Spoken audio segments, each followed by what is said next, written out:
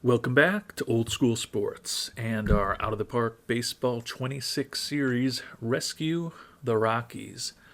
And the 2031 season officially gets underway today after our Rockies claimed their first World Championship ever here in 2031.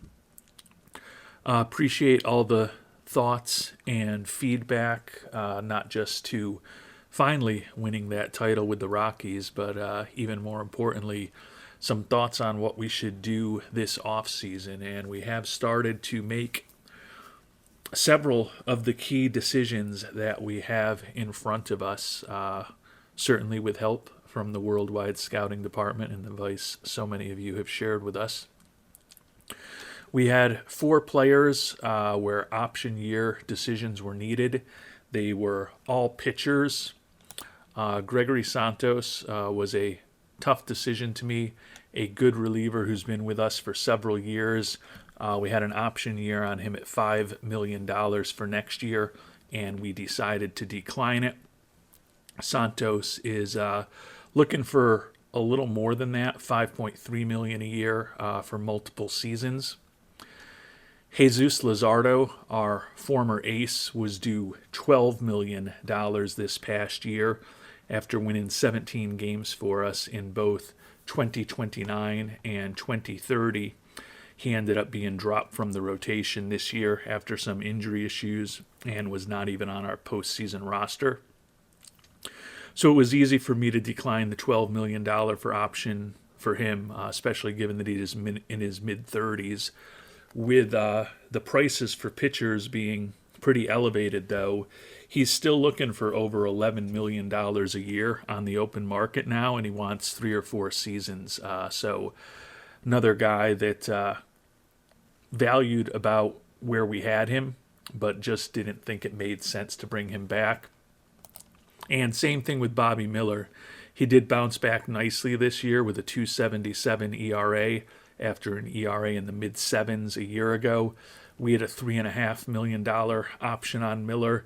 He's looking for $3.3 million a year for multiple seasons now. So another guy that we kind of had at the price that he's likely to get on the open market, but there was little or no trade value for all of these guys, and we decided it made more sense to try to get those contract off the books and open up some more money here, given that we could potentially have some very interesting options, particularly in the pitching market in free agency this offseason. The final decision we had was the one that was a bit more difficult to make. Had Luke Little, can't remember whether it was a $6 or $7 million for the option for this upcoming season, but we decided to bring Little back. The option number for this year was 6. Next year, the team option is 7. Still has filthy stuff, great movement on his pitches, extreme ground ball tendencies that work well in Colorado with the pretty strong up-the-middle infield defense that we have. In his 3 years in Colorado, he's at a 391, 188, and 3.63 earned run average, but particularly with the fact that we decided that we weren't going to bring back Luzardo. And as we'll talk about shortly, there's some other left-handers on our team that are unlikely to be back next year. Felt like making sure we had a second lefty in the bullpen along with our closer, Wellington Herrera, was a decision that made sense to us. So out of the 4 pitchers who had team options, only one of them, Luke Little, likely to be back with us next year. Declined the options on the other 3. There was really no trade value for any of them. And I guess it's possible we end up reuniting with one of those guys, or maybe even multiple of those guys if their prices comes down and they linger on the free agent market, but certainly no guarantees that that will happen. We've also made a couple of trades since the last episode. And I think even though neither is a true blockbuster, there's going to be some viewers who really like the trades, and there's probably some who will really dislike them. So I'm sure I will hear from you on your opinions. The bigger trade was picking up Dylan Jordan from the Los Angeles Angels organization. Jordan, a guy with 3 years of major league service, so he's heading into his arbitration year, set to make a little less than $4 million this upcoming season. So he's not necessarily a bargain anymore, but he's got a pretty interesting pitching profile. And over the course of his career, he's been a starter for 3 years in the majors now. Now, if you want to look at things negatively, he's got a 25-38 record with a 4.63 ERA and a 1.36 WHIP. So nothing particularly special about those numbers. But if you want to try to put a more positive spin on what he's done, his WAR has increased every year. He had a 4 WAR last season. His WHIPs have come down every year. Homers per 9 improved. Walks per 9 improved. Strikeouts per 9 improved. Just math tells us that that means the strikeout to walk ratio improved every year. So he's showing some improvement. And given that right now, or when we made the trade, we only had 3 spots in our rotation that we felt pretty good about: Leo Martinez, Isaiah Shader, and Andrew Painter, bringing on a youngish, solid starting pitcher who can be a good 3 or 4 for us, normal as far as his injury proneness, even though his price tag in arbitration is going to be going up each of the next few seasons. And I've already looked at his demands, and I think it's very unlikely we're going to be able to sign him to an extension because he has a relatively high opinion of his value, even though supposedly he has low financial ambition. I think that Jordan could be a pretty useful arm in our rotation for the next few years. To give him up, or to bring him on board, we finally said goodbye to Charlie Condon, a guy who was the top prospect in our organization at a time, one of the top prospects in this organization when we took things over. You can see his home run production has fallen from 22 to 19 to 10 these past few years as he's been playing less and less for us. And he was set to make about $3.3 million next year in arbitration. So honestly, getting rid of Condon and bringing Jordan on board as far as our salary outlay for next year only costs us about $500,000 to hopefully upgrade the pitching rotation a bit. The controversial part of the trade, I think, is going to be the quality with some of you and just the quantity to others of you in what we gave up to bring him on board. Condon and then Jimmy Barreto were the 2 guys that we absolutely had to include.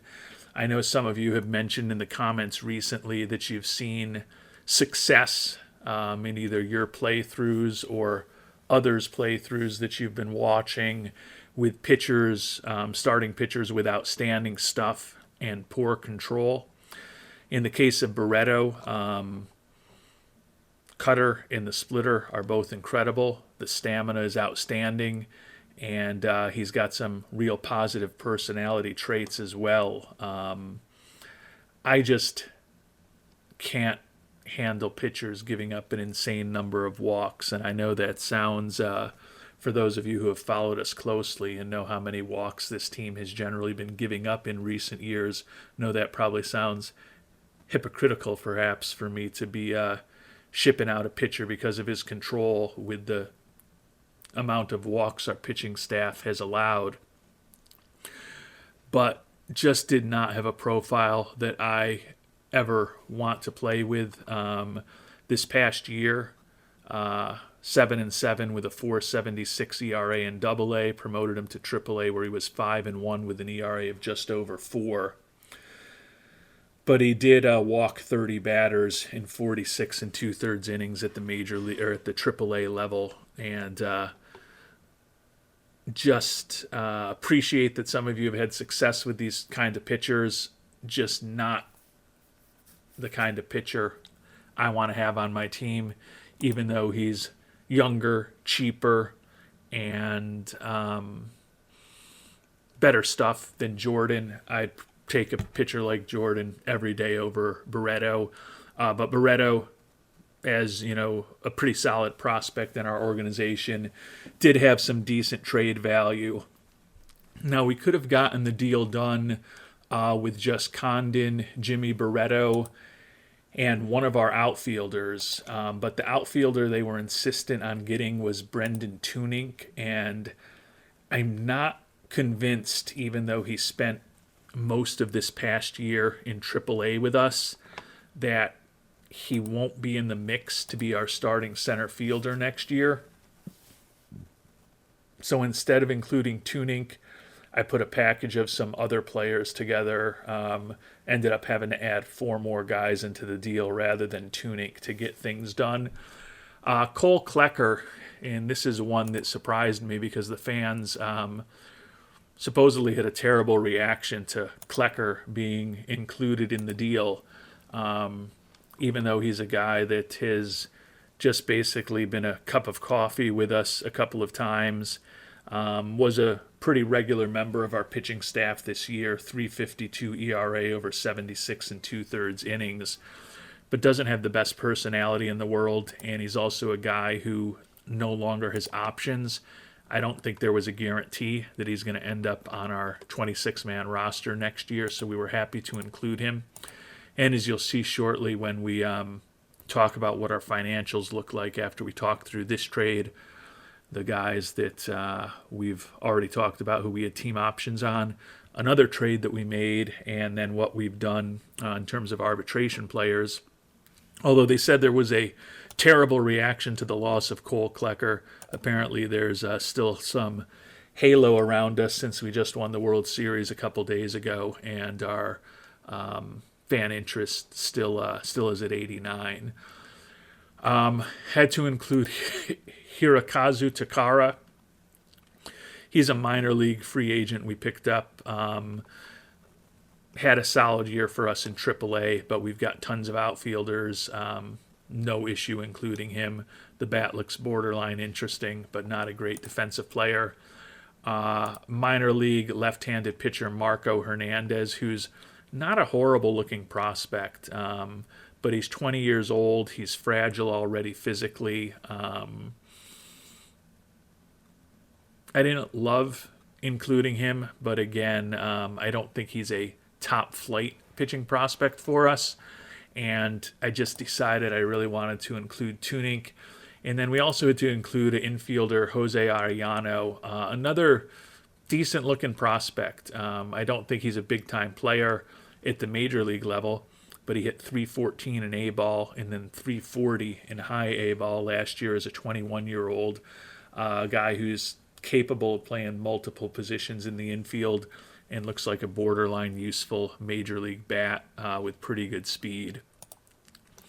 So I think there's, definitely an argument that maybe we should have included in the trade Mr. Tunick rather than Klecker, Arellano, Takara, and Hernandez. I know there will also be some of you who just don't like that we did a 6-for-1 trade, but ultimately, and there's, I think, certainly probably the, I don't think there's going to be any love lost with Charlie Condon at this point, but I think some of you will probably have the view that we gave up a younger, potentially better pitcher who's cheaper in the case of Barreto to bring Dylan Jordan on board. So I think there's a lot of different angles out there for people not to like this trade, and I get it. Ultimately, as a team that's been in the playoffs 6 straight years, a team that is trying to win right now, the ability to have a good, solid, or at least we think a good, solid major league starter. He hasn't necessarily shown that if you believe in old school statistics, as I tend to. But again, with a 4 WAR last year and a WAR that's improved each year as he's presumably developed and gotten more experienced, a guy who's a good, solid major league starter, who's also normal in terms of his injury proneness, given some of the injury issues we've had through this series and with our pitching staff. Ultimately felt that it made sense to bring him on board. The other move we made, much less interesting, traded our backup catcher Juan Flores away. He was set to make over $4 million in arbitration this upcoming year, and just felt like that was way too much for us to be spending on a backup catcher. We got $2.5 million in cash back, which could help in free agency. And then we brought on Matt McElroy, a 26-year-old left-handed hitter. Given that he's 26 years old, I'm not really sure how much of this untapped potential he's ultimately going to realize. He looks like a guy who could have decent speed and a decent bat. But he hit only .230 this year while making his major league debut with Washington, 91 WRC plus. Did have a dozen homers and 235 at-bats. Looks like a guy who could certainly be playable against left-handed pitching. The reason we really brought him on board is with Condon going and with the likely departure of a few other infielders. I think that McElroy could play a decent first base or third base for us, and then he can also play in the outfield. That turn double play rating of 20 is as bad as it gets, obviously, but I don't think it's a pivotal skill for a third baseman. Clearly, you're not typically pivoting at third base trying to turn a double play in a lot of situations. There will certainly be the situations where he needs to get the ball to the second baseman for a 5-4-3 double play. But I think his arm is more relevant to that. So I think that he could be a passable third baseman for us and perhaps be a guy who could help us bridge the gap between losing our third baseman of the past several years and Adile Amador this season and still not having last year's first-round draft pick of ours, Derby Mahez, quite ready to take over the position. Felt like McElroy could give us some flexibility there, but he was also a guy with 2 option years left, so if he doesn't make the team and we have to stash him in the minors, we do that. So felt like we got a useful-ish body back for Flores, and we're also clearing some money off of our books. So now to salary arbitration. We made an offer to Jordan after we picked him up. As you knew from the past episode, we made offers to Isaiah Shader and Marcelo Meyer to bring them back. We also have made an arbitration offer to Cole Carrig to be another utility infielder, potential third base type guy for us. I can't claim that I think he's really worth $5.5 million coming off of a year with a 60 WRC plus. As a guy who's going to be 30 years old next year. But he is a fan favorite who's very popular locally, good influence in the clubhouse. He can play a ton of positions. And again, we really just, in my mind, need a bridge at third base for perhaps even less than this full upcoming season, at most for 2 seasons.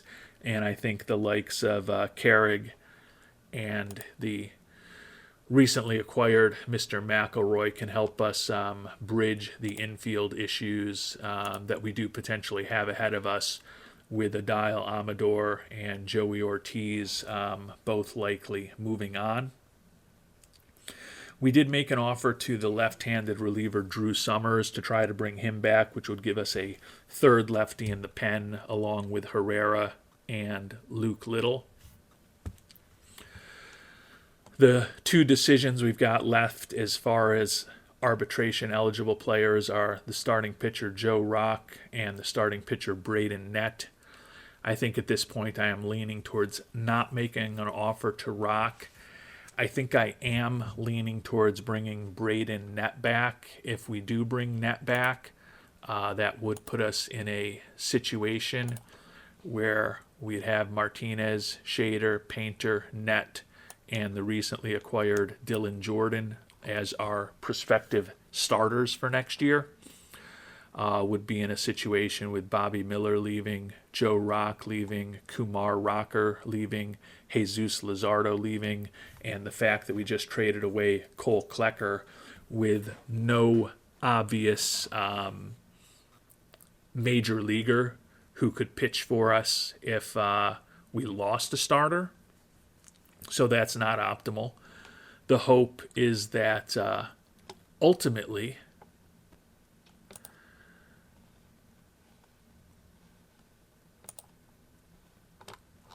if I can figure things out here and get to the right screens, that Ian Miller, who's going to be out for another couple months after having surgery to remove a bone spur, could become a long reliever for us who could start in a pinch, and clearly hope that maybe he ultimately becomes more than that.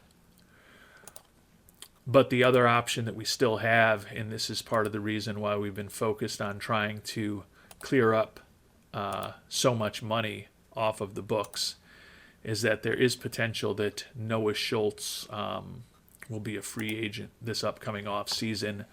The left-hander is going to be looking for an insane amount of money, but with well above average stuff, well above average control, incredible ability to keep the ball in the ballpark, extreme ground ball tendencies, good stamina, good at holding on runners, a very impressive four-pitch arsenal. He's one of the most talented pitchers in baseball. I think he'd be a great fit for us in Colorado. He's already a three-time All-Star, was a Cy Young Award winner back in 2028, and after leading the AL this year in wins, ERA, WHIP, walks per nine, strikeouts per nine, FIP minus in pitcher WAR, pretty strong candidate to win a second Cy Young Award. I do fear a little bit, and we've seen this with some higher-end pitchers over the course of this playthrough, that he might not really want to pitch and play in Colorado. That's part of the reason why I decided that we're going to make an offer to Net to bring him back, in addition to also signing Jordan. So we've got 5 capable major league pitchers, and if we had to move one of the guys towards the bottom of the rotation into a long relief or middle relief, or perhaps even, depending on who it was, a stopper type role for us, I'd happily do that if we could bring Schultz on board. But I don't want to necessarily box myself in a position where, if Schultz won't sign with us, or if there's an international free agent at another position that is just too tempting, that we're forced to go after Schultz, or forced to perhaps go after a Zach Gallen or a Logan Gilbert, a Logan Webb, a Taj Bradley, someone who's probably going to be pretty expensive, albeit not the same talent that Schultz has. So felt that bringing Jordan on board and ultimately making an offer to Net would give us a little bit of insurance if we can't sign Schultz, or we decide to go in a different direction than Schultz, or perhaps the most likely scenario, the White Sox realize, how can we let a guy this talented hit the open market, and sign him over the next couple of weeks before he does hit free agency. So that is ultimately where we are. I am going to make an offer to Net momentarily. But with the moves, trading players off, getting rid of Flores and Condon, most significantly in terms of the money that they were due, and then also declining 3 of the 4 team options we had, and then picking up $2.5 million in the trade of Flores. Tentatively, we've got over $40 million to spend this upcoming season, and about $35 million for long-term extensions. We still have room to tweak scouting and player development, and we're likely going to be cutting some guys off the 40-man roster, and in the case of Joe Rock, not making an offer to him, since it doesn't seem like he really has much trade value. So odds are, in a few weeks when free agency begins, I don't think it's unreasonable to think that that total money available figure could be in the $50 million range, which would, I would have to think, let us be a pretty serious contender for Schultz if he does make it to the open market. And as I said, even if the money's not quite that high, we don't necessarily have to be running a $20 million scouting and $40 million player development budget next year. And speaking about player development, talked about our preliminary plans for the development lab last time around. Still going to have Roberts and Ted Miller working on bat speed. Still going to have Leo Martinez working on strength and conditioning, Justin Gibson control, and Derby Mahez gap power. We've decided the other three guys, the young catcher Mike Girard, former first-round pick, going to work on bat speed. Jose Ramirez, big IAFA signing from a few years ago, going to work on his control. And then Isaiah Shader, the 25-year-old, is going to work on secondary pitch improvement to us. So that's the way that we decided we're going to use the 8 spots we've got in the development lab for the long programs. I know some of you would love to see me using the 7th and 8th spots, potentially to cycle a whole bunch of players through defense programs over the course of the off season, but I'm always just too tempted by those big batting and pitching programs. So we'll run a single cycle of the shorter defensive focus programs when we get to the late winter and early spring. And we have added the offer into net. I'll continue to see if we can get anything in trade for Joe Rock, who had a nice year for us last year, 6-3, 3.69 ERA. Worked as a starter for us as well as out of the bullpen.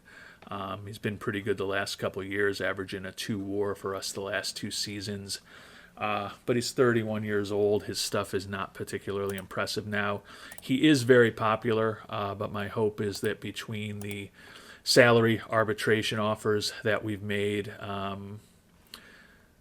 we can hopefully improve that fan interest a little bit in the coming weeks before we do get to free agency, because although the 89 fan interest is as high as we've ever been, when you think about losing guys like Amador, Luzardo, Gregory Santos, as well as Miller, Ortiz, and Rocker, it's not inconceivable that some of those departures may upset the fans a bit, even though as I think about the way we want to build this team, I think it makes sense to move on from those players.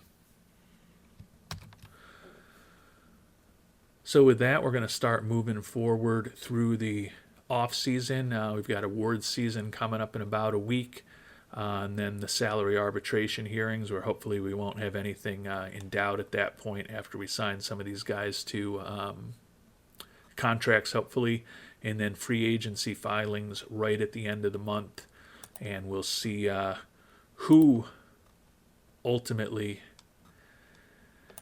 makes the market. The hope is obviously that Noah Schultz is there, and if he's there, could be someone who could be incredibly impactful for us in terms of his performance, and also that extreme popularity would be nice to bring on board as we try to continue turning out more and more fans in Colorado and ultimately making more and more money to hopefully keep expanding our budget and our payroll with ownership. And we've simmed ahead a few days, not too much interest in the players on the trade market like Mr. Rock, as well as some guys who are making the major league minimum that are unlikely to be on our 26-man roster who are out of options. So we've waived and DFA'd a few guys to free up some money, and ultimately not going to make an offer to Rock either. Carrig inked the deal, although he's a fan favorite and he's very popular. Apparently his performance has been so bad that the fans not really excited about that. But they are happy that Marcelo Meyer will be back, Braden Nett, Drew Summers, Isaiah Shader, and Dylan Jordan also have all signed the offers that we made to them through arbitration or potential free agency. So everyone that we're realistically trying to sign at this point is now signed. Looks like when we had the terrible reaction to Cole Klecker moving on, there was no change in fan interest, and even with the good reaction of the fans to Marcelo Meyer being signed, no change in fan interest from that either. So looks like we will most likely be stuck at an 89 in fan interest for when the offseason begins. But again, with the number of players and the quality of some of the players we're likely to lose, it's possible that that number could be coming down a bit over the next few months, unfortunately. But if we make a massive free agent signing, you never know. And we've simmed ahead a few more days, continuing to sign some of our minor league free agents, continuing to scout up some of the international amateur free agents we'll be spending some more time on in the not too distant future. Award season finally underway. No gold gloves for our Colorado Rockies this year. A bit of a surprise given that we were a World Series team with excellent defense. If you remember from our team statistics, second in the National League in defensive efficiency, first in zone rating. But apparently we probably had the second or third best defensive player in the league at many positions, but none of whom were actually honored with a gold glove from Rawlings this year. But it looks like in the least surprising news out there, we will have a silver slugger. My hunch is it will be certainly Gus Nieves, and I think Ryan Stone probably has a chance at first base. Maybe Drew Romo, an outside shot at catcher, but pretty confident that we're going to see Mr. Nieves' name on this list after he led the National League in homers and ribbies for a third time in his 4 years in the majors. And not surprising, our one silver slugger winner this year, Gus Nieves, who had that monster season for us, leading the league in runs, homers, and ribbies, putting up a 5.3 WAR, and obviously an extremely important player on our team. Ryan Stone did have 24 homers this year, but that was still barely half of the 46 put up by Nieves, and Nieves was the only guy with over 100 ribbies on our team, and all he did was match his career high with 137, which is the same number he put up in his Rookie of the Year / MVP season when he came to the major leagues from Cuba at the age of 27 a few years ago. And your American League Rookie of the Year was a unanimous selection. Willis Alvarez, first baseman from the Mariners, 35 homers, 110 ribbies, and a 5.7 WAR with a 151 WRC+. So a monster season for the Honey Bear. You may remember him as the international free agent from about 10 or 11 months ago, who we thought about potentially bringing on board, but quite honestly, with the money that he's making and the performance we got from Mr. Nieves, pretty happy that we just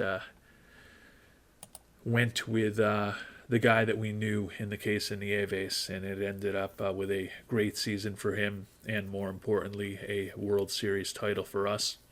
A year ago at this time, we thought that between the likes of Leo Martinez and Kevin Roberts Jr., we might have some very strong candidates for the National League Rookie of the Year. Not the case. Edo Cohen, left fielder for the Washington Nationals, international free agent signing from just 4 years ago. Number 50 prospect in baseball, hit over 300 with 36 doubles, 19 homers, and 88 ribbies for the Nationals. 2.7 WAR in his Rookie of the Year season. Martinez, despite an injury-abbreviated season, did get one first-place vote, 9-4 record with a 2.58 ERA. and he was outstanding for us as our number one starter throughout the playoffs. He ended up finished fourth in the voting. Christian Arguelles, the young outfielder who hit 274 with 11 homers and 52 ribbies, also got some attention. And Kevin Roberts Jr., who had, compared to expectations, a disappointing rookie season, hitting 246 with 33 doubles, 18 homers, and 19 steals, did get a little bit of support for Rookie of the Year. As we talked about when we did our season recap episode, all Roberts did for us in the playoffs was win the NLCS and the World Series MVP awards at the age of 23. So the former number 5 overall pick, who is now considered the number 5 prospect in baseball, still had a very fruitful rookie season when all was said and done. And in very unsurprising news, Toby Staveland named your National League Manager of the Year. He's now won it back-to-back years. Each time our Rockies led the Major League in wins. Each time our Rockies made the World Series. And, of course, this year we got the job done right against Tampa Bay and won it all. And the big awards in each league have also been decided. Not surprisingly, Noah Schultz did win his second Cy Young Award. Unanimous selection. Still looks like he has not signed an extension yet. It's November 21st, so there's only 9 days left until free agency filings. So we still continue to hold out hope that the White Sox will not lock him up. Don't really understand why they wouldn't, but better for us potentially if they don't.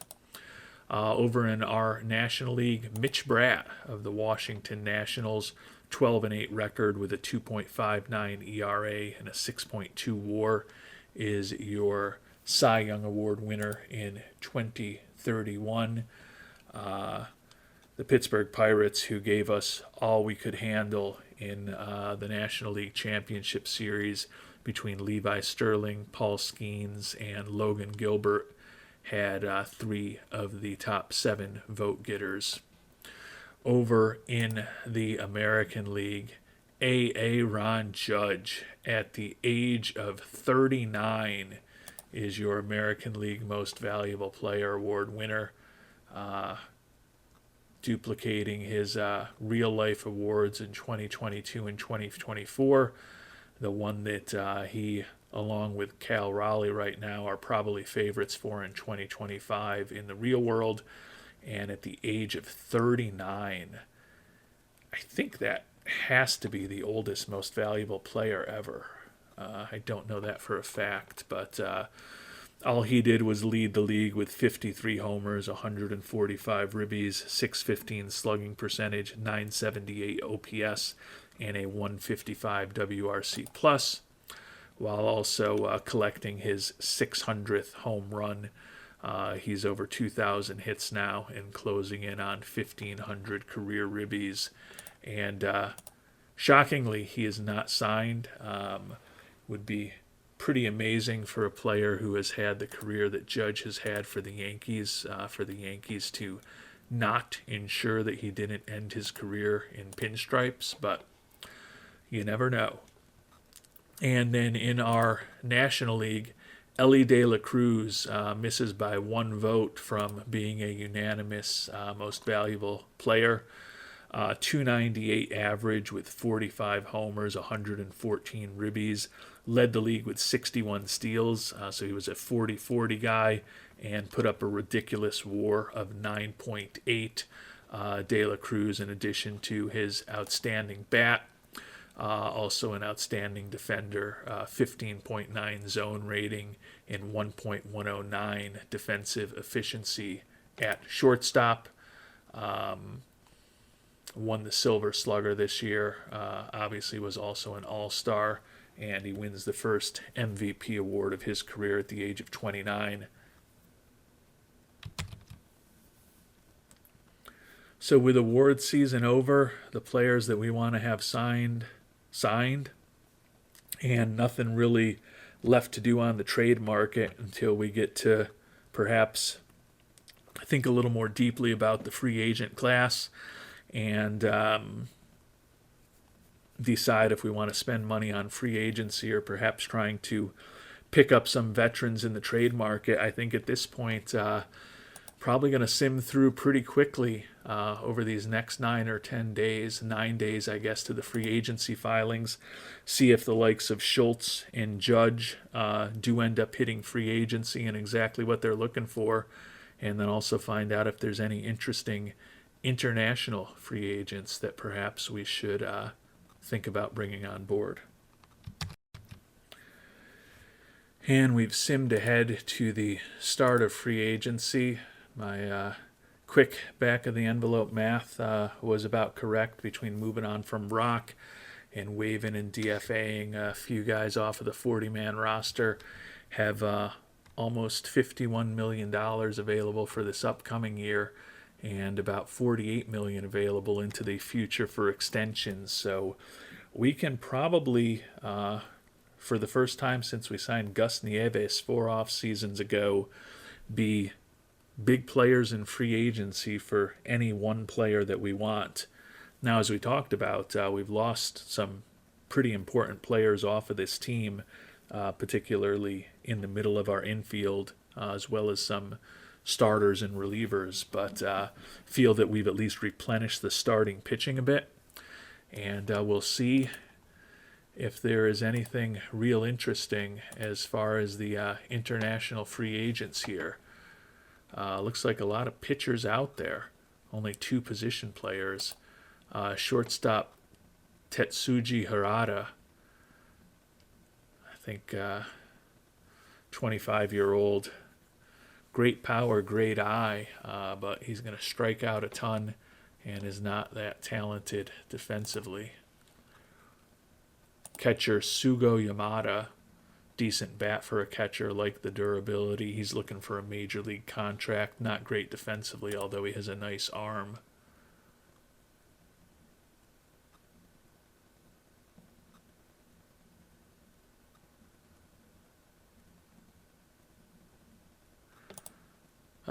Two highest end pitchers are Cesar Delgado, 23-year-old out of Cuba.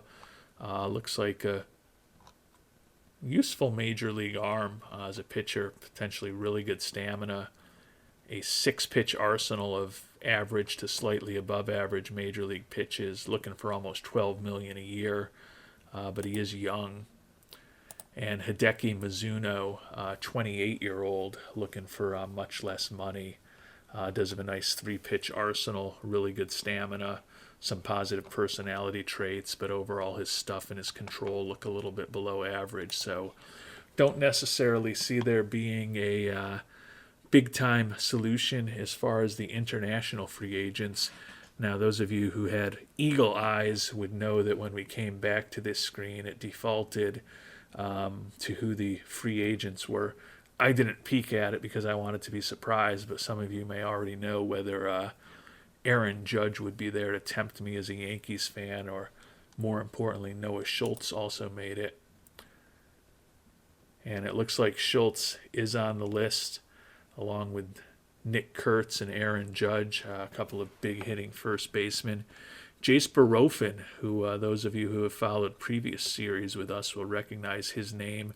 Jordan Lawler did make it. That could be an interesting option given the help we need in the middle infield. And Webb, Gallen, Gilbert, some pretty talented starting pitchers, as well as Justin Martinez, the real high-end closer.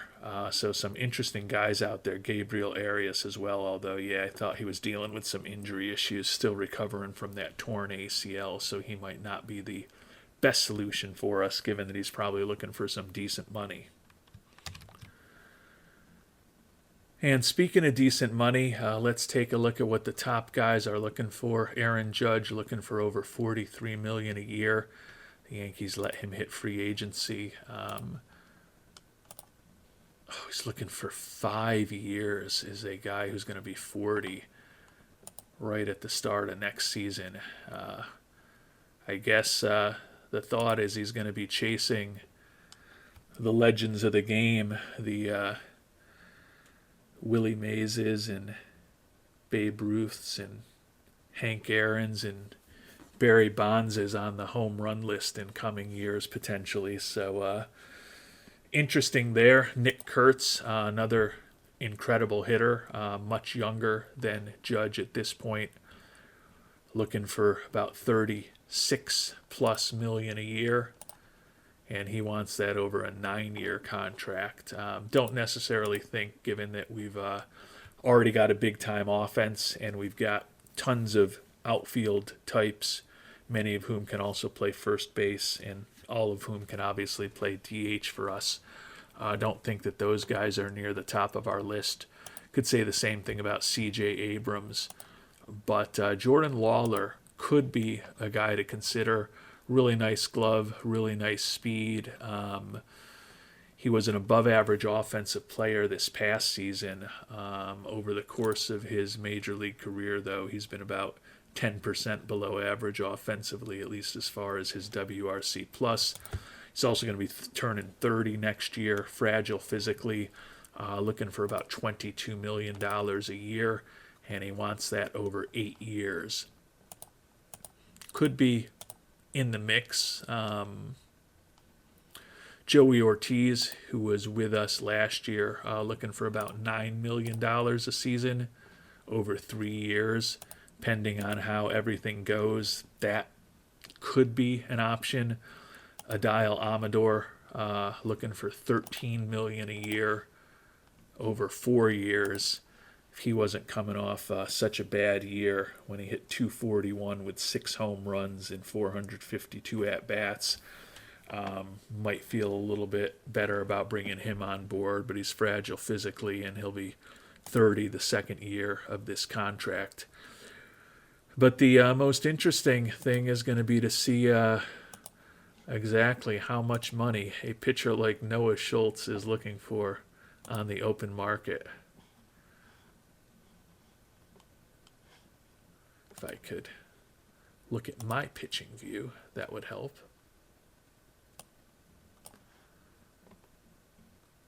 $50.8 million. So you'd think we've had that figured out perfectly with $50.9 million put away for free agents.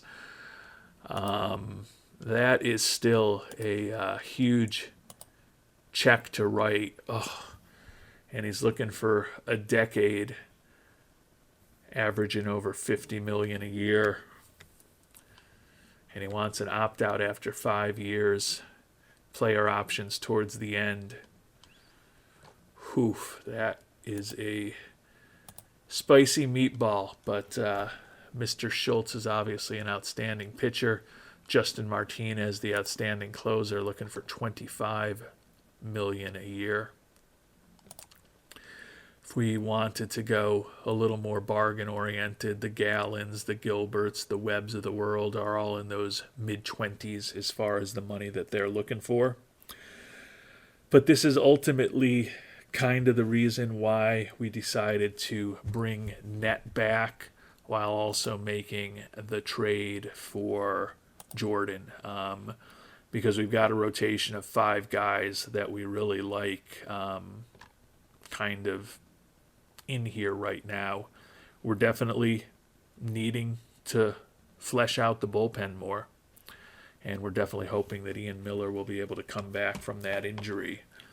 But as great as a guy like Schultz would be for us, if we decided not to make that trade for Jordan, or if we decided not to pay Net around $8 million to return in arbitration, we might feel a little more pressure to just give Schultz everything that he wants.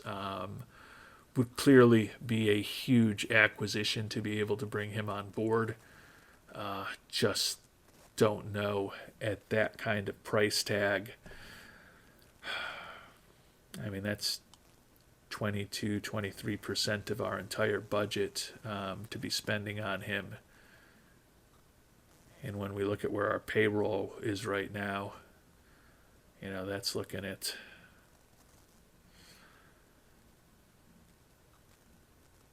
about 30%, close to 30% of our total payroll if we were to spend around 51 million a year on him. It's an interesting decision. I'll love to hear what the worldwide scouting department thinks. Given that we do have holes in the bullpen, given that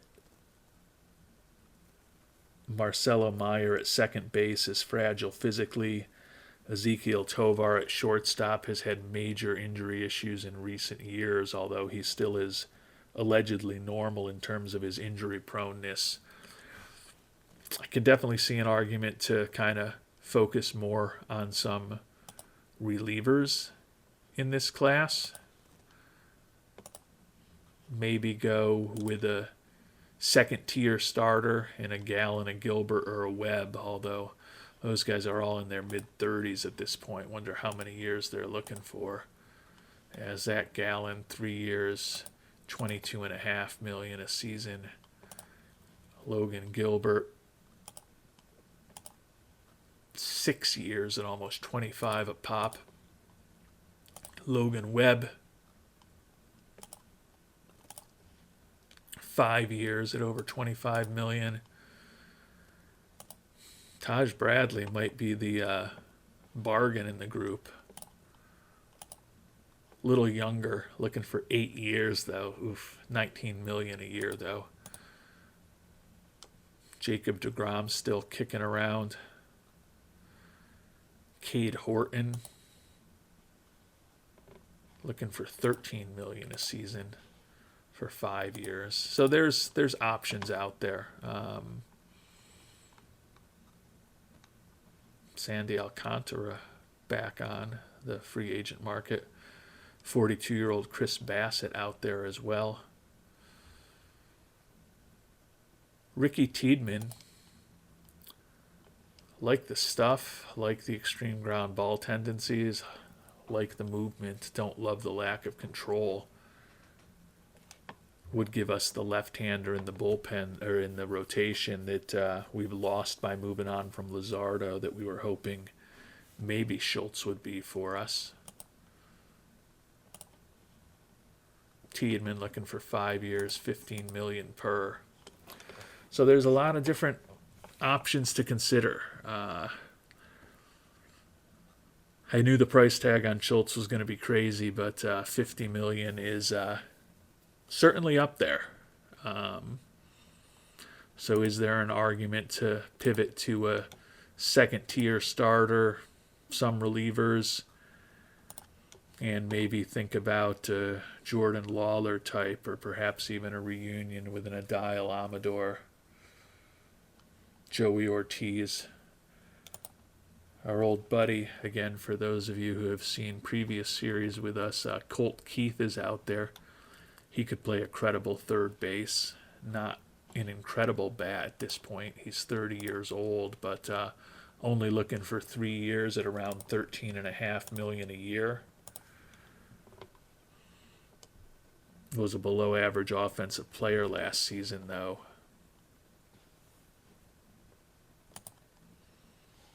But still a solid-looking bat, particularly against right-handed pitching. So there are a lot of options to consider. Unfortunately, it does seem like this is one year where the international free agent class is not all that incredible. So we may need to focus on the major league free agents. And again, outside of Judge and Kurtz, as far as the hitters, and then obviously Mr. Schultz and Justin Martinez among the pitchers. Don't know how many true other impact players there are in this free agent class, so doesn't necessarily seem the most opportune year for us to have gotten a nice bump in our budget, cleared a lot of money from the payroll, and have $50 million to spend. But I'm sure we can find a way to spend it. It's just a matter of what permutations we're going to pursue, and then even more importantly than that, who we actually end up being able to sign. And if you've got thoughts on our recommended approach for free agency, would love to hear them, because it will be time to begin making some decisions in our next episode. Until then, thanks so much for watching, and hope you have a great day.